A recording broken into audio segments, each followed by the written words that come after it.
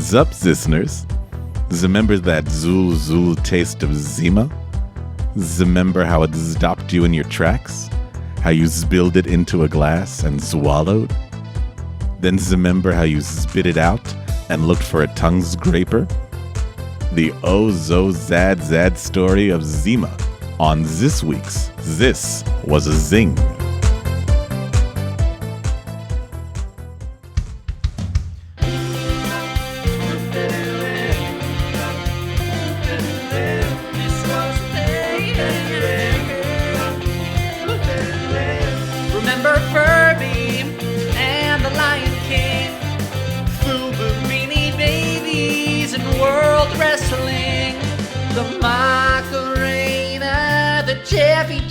Show, showgirls, and the Rachel haircut. This was a thing bop. This was a thing bop. Bop. Also was a thing bop. Was a thing bop. This was a thing bop. This was a thing bop. Hi, I'm Ray. And I'm Rob. And you're listening to This Was a Thing, the podcast that dives deep into the cultural happenings of yesteryear. On today's episode, we are looking at Zima. Oh. Or I should say on today's episode, we are looking at Zima. Now, this was a zing.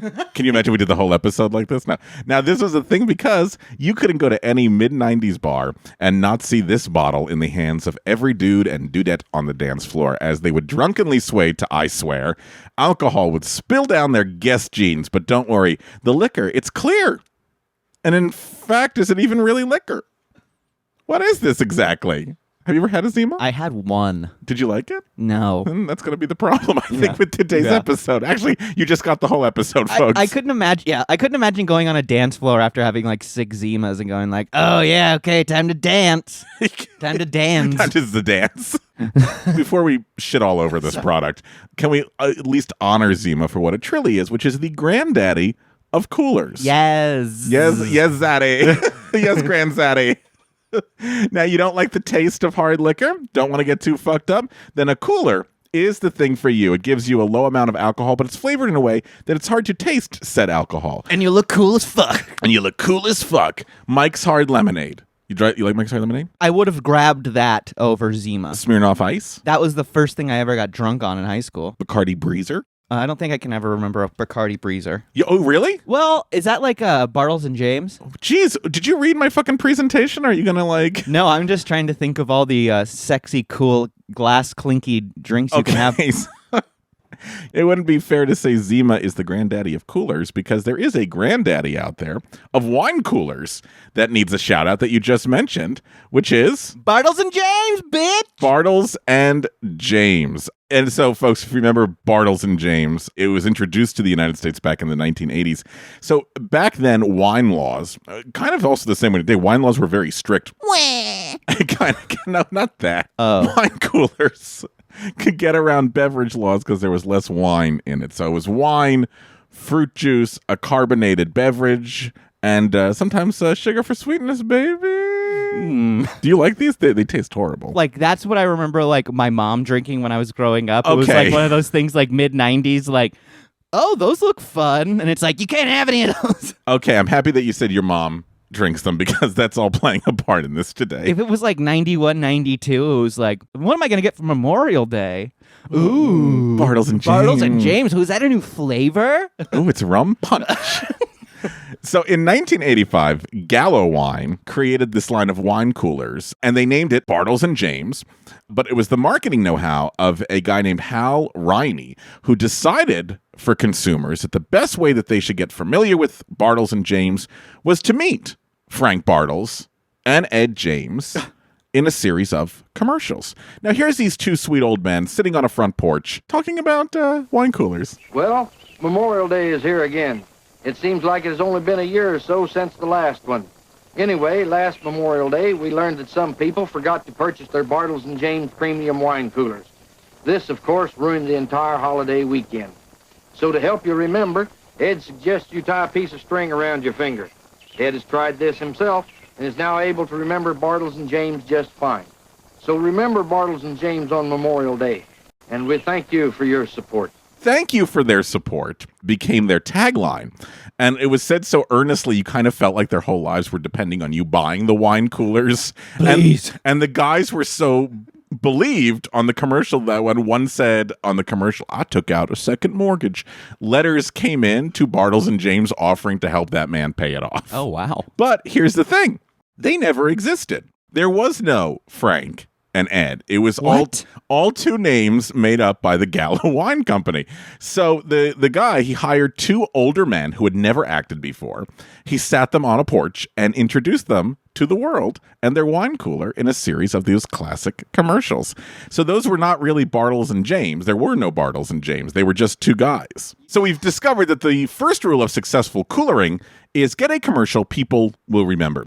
Now, Coors Brewing Company sees the success of these coolers and decides it too wants to get in on the game, but not wine. See, men were not really embracing the wine cooler because it was, quote, too girly, and you would get teased in the locker room. And what could be worse than being naked with a bunch of guys slapping each other's asses than being called too girly? Men made up the ideal market for alcohol purchases, and so most alcohol at that time, like 99.9% of it, was all geared towards men. So you can't have Bartles and Jaymes be for men because it became primarily, like you said, a drink that was mostly associated with females because it was stereotypical, fruity and feminine. I don't want no tummy ache. Exactly.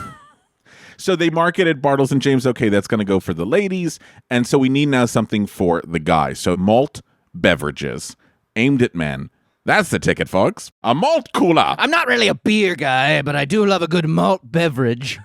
You guys got any malt beverage on tap? No? Oh, shit. The same time that Coors comes up with this idea, there's also a craze happening in products at this time, which still makes no sense to me. And that is the clear craze. That things that were once brown now have to be clear. So we had clear sodas like Crystal Pepsi and Clear Tab. Clear was a big thing. I don't know if you remember SNL at this time did a really funny commercial parody of this where it was clear gravy. Oh, yeah. So, okay. Yes. So rule number two of how to make a successful cooler, make it clear. Make it clear. Now, Miller had tried this sort of thing as well with a clear beer in the 1990s. The commercial, just so you're aware, folks, is a skydiving plane and guys jumping out of the plane. But when they land, they don't use parachutes. They just jump from the plane and land directly on their feet. Here's that commercial. These guys need a regular beer without the heaviness. Miller Clear. It's not a light. It's the first regular beer without the heaviness. All the burp without the bloat. So it is a clear beer, and it is disgusting. So clear brews may have been beer-based, but if you like beer, you're going to be disappointed. There was no foamy head, and it tasted like soda. It didn't taste like malt and hops. It tasted like soda. Coors learns, and they go, all right, we won't call it a beer. So they want their beverage to also be clear and crisp, like a winter's day. You know, winter in Slavic is Zima.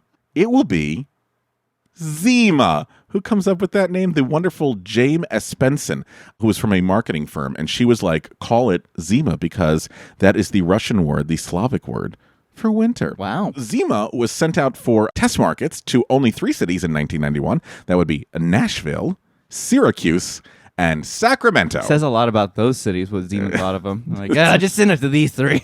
They'll be fine. They'll drink anything. Yeah. The drink, which was 4.7% alcohol by volume, tested very well before the official launch in 1993. One Coors executive remarked, quote, "This was something like the results of a Coors Light introduction.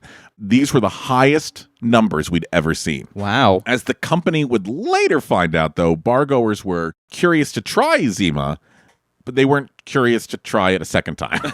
So in 1993, Zima Clear Malt was launched nationally. You mean in the United States of America? Yes, my friend. And Coors had a very specific rule to all supermarkets and liquor stores that were going to stock Zima. What do you think the one rule was? Don't tell your customers that they're gay if they buy it. Please. That's all we're asking. Just don't mention that it's kind of a frou-frou drink. If a man comes in to buy it, don't say, oh yeah, your wife will love this. The last thing they need. Rule number 2, if a man buys it, don't say, oh wow, your dainty feminine wife with the vagina will love this drink. Rule number 3, Nevada's exempt from sales tax. No, it cannot. Here's the rule. It cannot be stocked next to wine coolers. Okay. They don't want it to be confused for the drinks that the women are buying. This is a very fucked. I'm serious. You know how they have those, like, you know, those guys that drive those big lifted trucks and they have those giant, like, metal balls on the back of them? Like, I imagine, like, each Zima packaging just has, like, some of those, like, set of balls. Like, no, this is a guy's drink. Put the balls on it. They're gonna know. Can we glue some pubic hair on these things? What if the bottles were not circumcised? Yeah. What if you had to peel back part of the bottle That's so a you good could take idea. the cap off? That's good. That's masculine. So Coors spent $38 million Holy shit. promoting Zima's national-wide rollout in the 90s, and that was more than spent on hawking Coors Light that year. Now, here's some cool things I think about the launch of it. The campaign featured one of the first ever websites for a food product, and that you could download a Zima game, and there was like a soap opera themed video series on the website. It took 6 hours to load each 30-second episode, but it was 30 worth seconds. Each second was... Yeah, but it was so worth it. It was so good. It was really good. It was really good. But the big thing for Zima was going to be their commercial, and their commercial was going to be something you'd remember, but maybe not for the right reasons. So yes, like Bartles and Jaymes, there would be a pitch man, but he wouldn't be a sweet old man. No, he'd be a cool guy. And by cool guy, it's like Miami Vice got rid of Don Johnson and replaced him with Chico Marx. I mean, this guy is wearing an oversized white linen suit and a little black hat. And he looks like Chico Marx, and he doesn't say his S's, but replaces them with Z's. So instead of sleep, it would be sleep. You know what bet this guy didn't get a lot of? What? Pussy. I'd love to walk you through some of these Zima guys commercials. So you're with your friends at a bar. What are you folks having? You want something different. Something? What? You gonna order a beer? I don't know. Beer. What? No. Wine cooler? No. Whatever he's having. Zima. See what? What? Zima's tasty, not too sweet. It's not a fruit street? What? What? So you try it. Zing. See what I mean? Yeah. Zima, something different is their tagline. Zima, something different. Here he is for the Thanksgiving holidays. Like most Americans, you're probably getting all set for Thanksgiving. Time to stock up on something delicious and festive to satisfy everybody's thirst. Excuse me. I give you Zima. What's that? It's a Zima, Uncle Zeke. Zima's a unique alcohol beverage. Not like beer, not wine. And it goes with wing, drumstick, pass a Zima. Why don't you pick up a six-pack of Zima? Excuse me. Everybody will love it. Present company accepted. Go, escape now. You're the last one. Run. I want someone to go up to their Uncle Zig at a fucking Thanksgiving and say, here, try this new unique alcohol beverage. The fuck? No, it's the 90s. It's a unique alcohol beverage. That's the future, Uncle Zig. It's Sigmund, you fucking idiot. Get the fuck out of here. Take off your hat in the indoors, you fucking idiot. Try this, Uncle Zig. It's Sigmund. It's Sigmund. All right. Well, I'm going to go help with the stuffing. The stuffing. Hey, but don't worry. There's also a catchy Zima song. Oh, good. I don't want no beer. I don't want no wine. I want something different. I got Zima on my mind. Serve it up cold, pour it on ice. Sophisticated taste, that's what's satisfying. I feel like the guy who's singing that definitely has some kind of a record. Oh, yeah. You know who the Zima guy was? Oh, God, who? His name was Roger Kabler. Roger Kabler was an actor and comedian who, prior to these commercials, was a regular on the rebooted Carol Burnett show in the early 90s, Oh. as well as appearances on MTV's Remote Control. He is still working today, and since these commercials, it says that he is known for his impressions of John Lovitz and his one-man show about Robin Williams, where he plays Robin Williams. And I went onto YouTube to see if I could find a promo, and I did, and there was only one YouTube comment, which was, "Don't see this show. in all caps. I actually watched the promo and I was like, he's doing a really nice job. He's at Flappers in Burbank. Flappers? Yeah.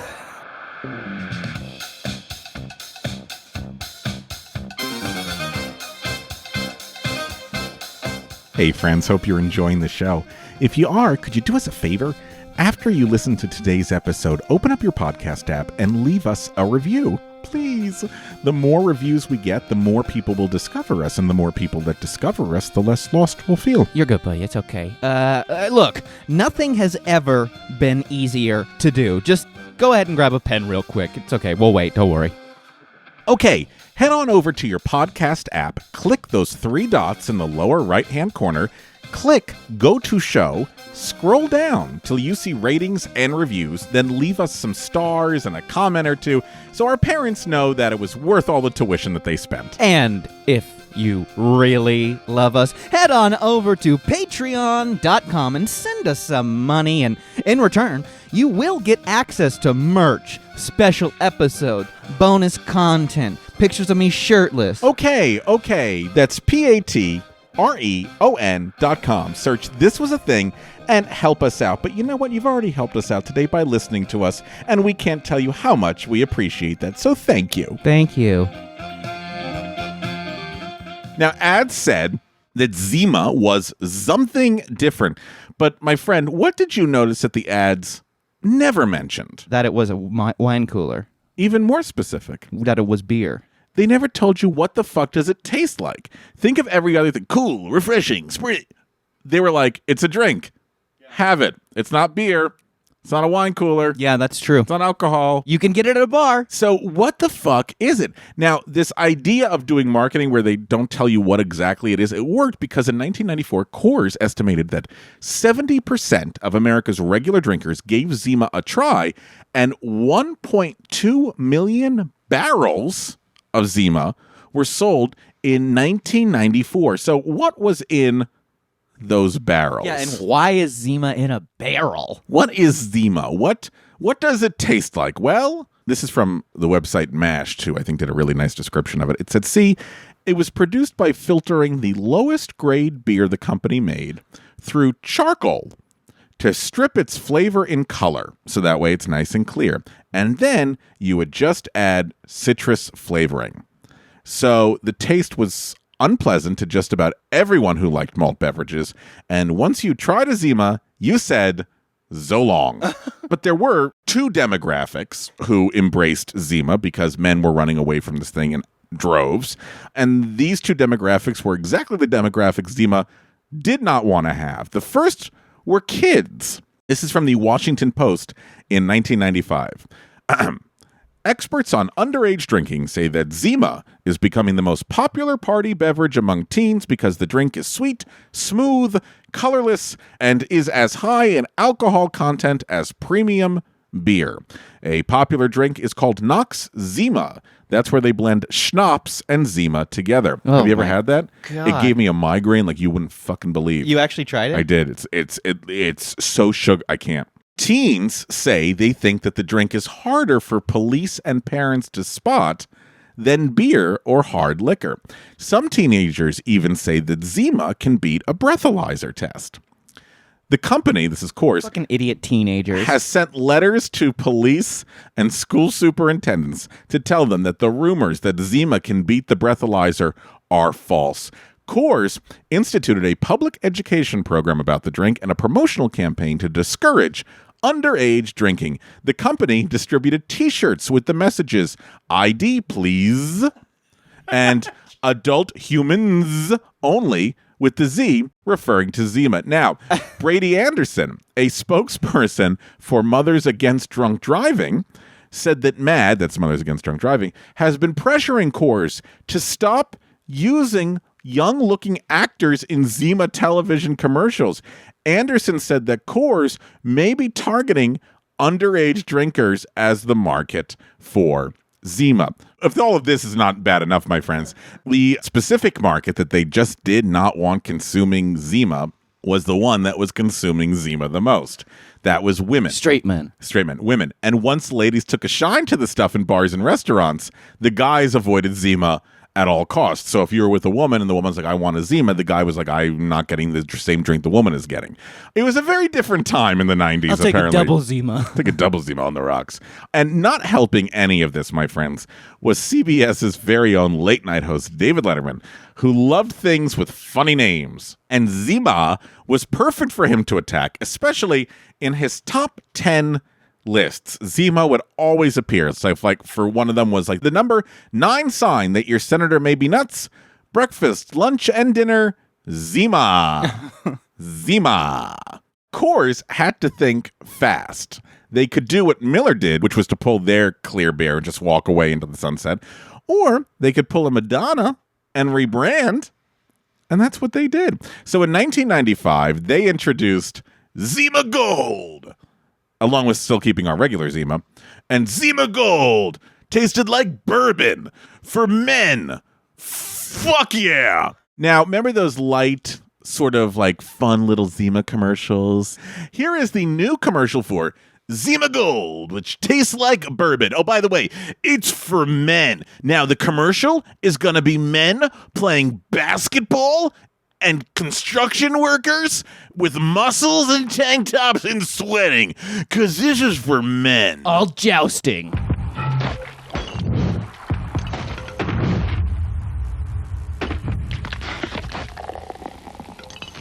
Zima Gold. Basically, the tagline is, sorry, this is better. It's not Zima. We're sorry for that.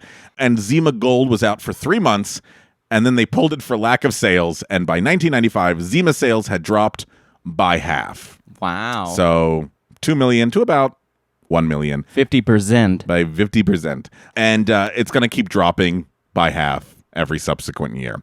But this company, they are insistent. They instead chose to reinvent once again. This time it altered Zima's formula to taste more like Sprite. And they launched a new ad campaign saying that Zima is really the ideal thirst quencher for hot days.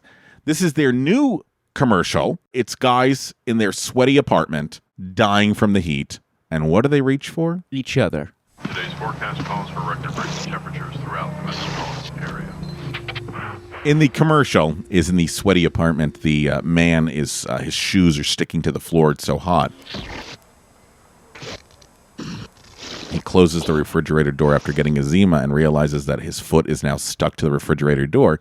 And much like Fred Astaire, he actually walks up the wall, walks up the ceiling because his feet are sticking to the floor, pours himself a Zima, drinks the Zima,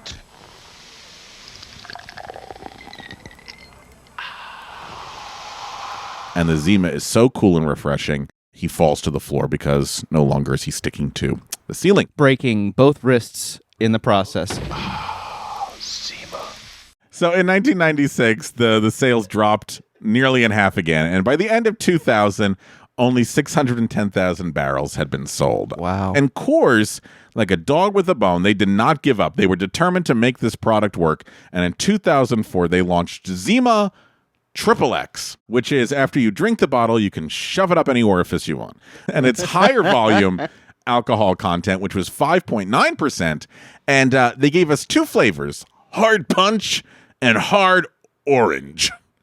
This is really because they're all trying to go after Smirnoff Ice, because Smirnoff Ice had come out and was successful. Yeah. Then in 2007, Coors did what it should have done all along and said Zima is loved by women, therefore we're going to just market it to women. So Zima was relaunched with less alcohol, fewer calories, And more padding. and an array of fruity flavors such as pineapple, citrus. Yet leave it to the lawmakers to take our Zima away from us, because Miller Coors had a couple of states issues that hastened the demise of Zima. So they first of all, they took it off of Utah shelves after the state's legislature passed this really bizarre law requiring that new labels that indicated a malternative alcohol content in bold, all caps letters. So it didn't make sense for them to just like print Utah only Zima labels. So it got pulled from Utah. And then in California, which was like the biggest consumer of Zima, the state's Board of Equalization decided to tax malternatives as distilled spirits rather than beer. And so that rate's going to be higher than a beer rate. And they said such an increase would discourage alcohol abuse amongst cash-strapped minors. So shortly after this regulation kicked in on October 1st, 2008, Miller Coors, because Miller and Coors got married, they finally threw in the towel on Zima, and then Zima sort of disappeared. But nostalgia's in, folks. The 90s are back.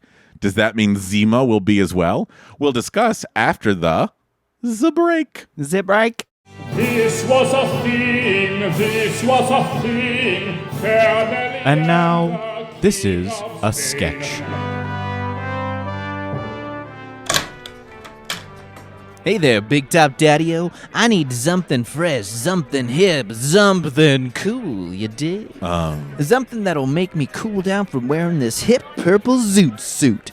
You feel me? Well, I need that crisp taste that isn't afraid of being its own thing. Something that's a unique alcohol beverage. You know what I mean? yeah, but I sure am hoping that bottle is open. Hit me with a Zima, baby.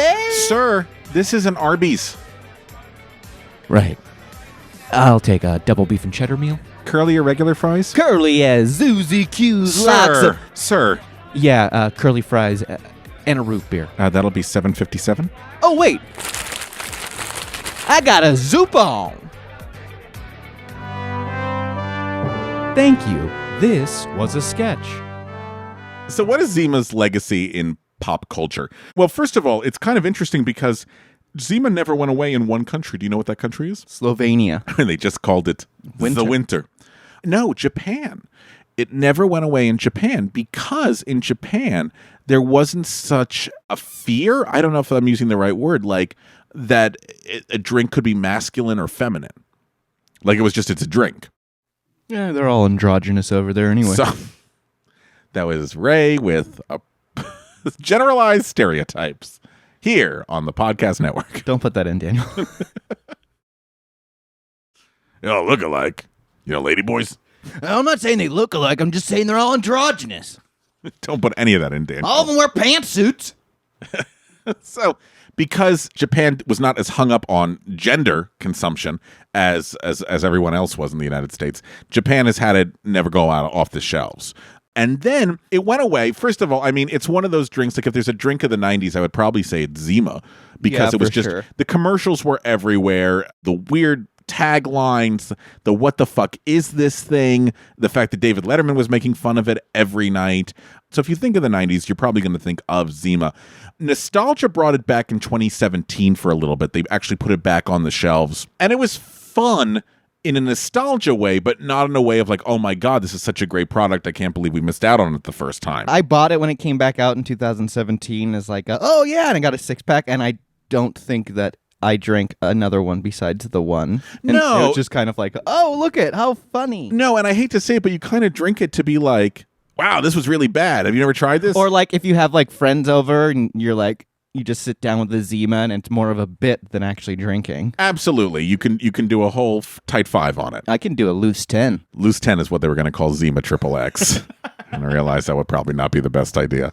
But also, I mean, think of all the other things. I mean, how many basic people do you see today that are like White Claw, White Claw, White Claw, White Oh my Claw, God. White Claw? White Claw, like No offense if you like White Claw. No, but like big strong dudes will post on YouTube like that they're drinking a White Claw, and it's almost to be like, look, I can still like it, but I'm putting a video of me drinking it, so therefore I understand that it's not a kind of a chick drink, but it's still good. But he's still drinking it. Yeah. Now Zima was a malt, it was a beer. It makes more sense if it is something we're a little bit more familiar with, like a Smirnoff Ice. It's vodka. Okay. You can add things. You're not supposed to add things, I think, to beer. No. To malt drinks. You can mix. You can like do a wine mixture. You can do, a vodka cranberry. But you're not really supposed to do anything with like a beer. Like lime? Yeah, like a Corona or something like that. But that's... Well, yeah, exactly. But all of these things that have emerged since, which is like White Claw, and a White Claw can be with any and this guy, even though he's like, I know it's, feminine, he's still fucking drinking it. No, exactly. The number of guys I see now that drink White Claw is amazing to me. Because I think that's gone now, this idea of like, it has to be marketed to men. It has to be marketed to women. Do you think you stopped drinking because you had Zima and was like, I never want to taste anything as bad as this again? Yes, that's the exact reason I stopped drinking. That's right there. So Zima actually has done a lot of good in this world. You want to play a game? Hell yeah. This was a thing and now it's a quiz. This was a quiz. With Mark Schroeder. Zima, the best damn clear alcoholic beverage I never tasted. Did you guys ever have Zima? Did you try Zima? Yes, I did. It tasted like crap. Yeah, Really? I tried it when it came out like 4 years ago again as a goof and a gag, and it wasn't worth it. Yeah. It's a gag mostly. Get the fuck out. What? I think of it, the clear stuff is kind of a bullshit marketing gimmick. That whatever. But that's my own personal That's right, Mark Schroeder. You opinion. take a stand. Meanwhile, if fucking Sprite came and said, "Do you want to be our spokesman?" Oh yeah, Oh, clear, in very a refreshing. heartbeat. I Clear's love the it. best. You have a cranberry type too, right? Yeah, I'll sacrifice my morals for any amount of money, basically. But it got me thinking about transparency, other things that are clear. So we're going to do transparency trivia. These are all questions related to transparency, being clear, being see-through, keep in mind, it can be anything related to that. Okay. So you're going to be working together. Oh, I got great. 10 questions. And let's see how clear we can make things for you. Which of these actors has played an invisible character? Kevin Sorbo, Kevin Costner, Kevin Bacon, Kevin Spacey. Kevin Bacon. Kevin Bacon. In what movie? Oh God. I don't know. I remember I the can't- You are trailer. correct. You get the point. I can't think of what is it? Hollow Man. Hollow Man. Hollow Man. In Scientology, these are the invisible beings that inhabit the human body and are believed to be thousands of years old. Is clear in the. Well, let me ask you a It is question. not. These are invisible beings, so that is the clear aspect of this. Got it. But they have names. So not the answer doesn't have the word clear in it. Got it. obviously, Correct. Because we just did that with. Okay. What did you say? I mean, Xenu. Z News. Thetans. Thetans. Thetans. Thetans. In AMC's Breaking Bad, Walter White made crystal meth. Oh yeah. We all know. How much money did Walter White earn making crystal meth by the finale? How much did he squirrel away? Was it $10 million, $80 million, $105 million? I think 80. 80. $80 million. That's true. That's Wow. correct. Walter White squirreled away $80 million. Was it making 8 crystal barrels meth. that he buried at the end? Was that what it was, or something like I that? think it might have been. Yeah, maybe. Yeah, I that makes feel sense. like He had there was 10 some- million in each yeah, barrel. Yeah. That's good. Yeah. You can get exactly $10 million in a barrel if you've ever Oh, I tried, know. Rob. Yeah. Rob, you ever tried with your millions? No. I just usually keep it in my unlocked house. Oh, well, okay. Well, what's that address? We'll get the address after the show. While mirrors reflect light, prisms do this to light. Refract. Refract is correct. Prisms refract. Bless you. Light. In 2018, an original Darth Vader action figure, still in the original plastic, sold at auction for what price? $25,000, $55,000, $85,000. I gotta go 85. I mean, Star Wars fans will pay a lot of money for an original in pretty good condition. Sold for $55,000. Really? $55,000 That's surprising. For an 'cause original. I guarantee yeah. someone else would have paid an extra 30 if they knew They they just could have got held their out. hands on it. Rob, let's see how quickly you can answer this question. I don't rate to. You know what? I'm not going to disqualify either of you guys. Thank you. Mr. Cellophane is a musical. Chicago. Okay. Amos. His name's Amos Hart. Originally Yes. played on Broadway by Barney Martin.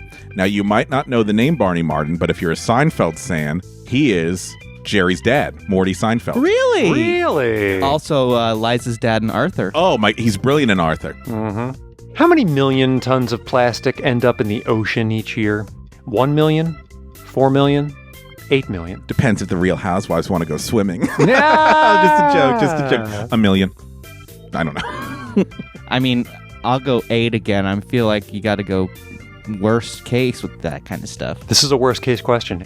8 million tons of plastic end up in the ocean each year. So we're going to take a little moment. 16 million pounds. Wow. On TV's Mad Men, Betty Draper eventually saw right through Don Draper's facade and learned that his real name was what? Oh. What is Don Draper's real name? Becca. It is Becca, one word. You're right. It is Becca. Matthew. Kennesaw Mountain. No, it's Dick Whitman. Dick Whitman. Dick Whitman. If you want to keep your leftovers fresh, you may cover your plate in this brand name transparency, originally created by Dow Chemical. Saran wrap. Saran wrap is right. She married, what's his name? Tim, Susan Saran wrap? This is Saran wrap. Tim Baskin-Robbins. Yeah, That's what it was, yeah. Saran wrap was actually created by taking used garments Susan Sarandon wore and putting them over your meatloaf. Why does my meatloaf taste like Bull Durham?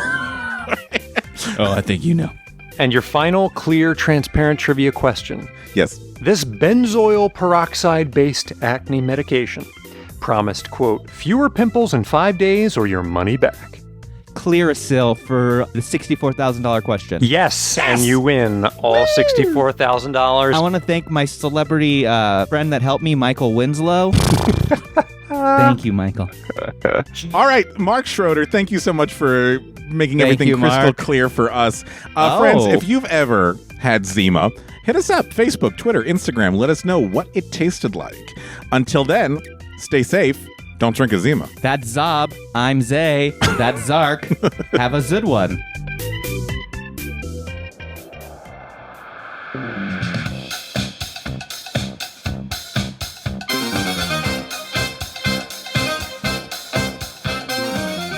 Thanks for listening to This Was a Thing, and a big thanks to the folks that keep this show running. Our editor, Daniel Cut Schwartzberg, our composer, Billy Better Than DC Reese, our social media director, Gabe #Crawford, our graphic designer, Natalie's Nothing's Too Graphic DeSavia, and finally, our games coordinator, Mark the Shark Schroeder. If you liked what we did today, make sure to head on over to iTunes to rate and review us. The more stars you leave us, the more love we feel. Hey, speaking of love, show us some social media love. Follow us on Instagram and Twitter at This Was a Thing Pod, and Facebook we are This Was a Thing Podcast. Reach out. We'd love to hear from you. And if you really liked what we did today, head on over to patreon.com and become one of our sponsors, and you'll get access to special episodes, interviews, and merch. That's Patreon. Search This Was a Thing and support us so we can keep doing this show.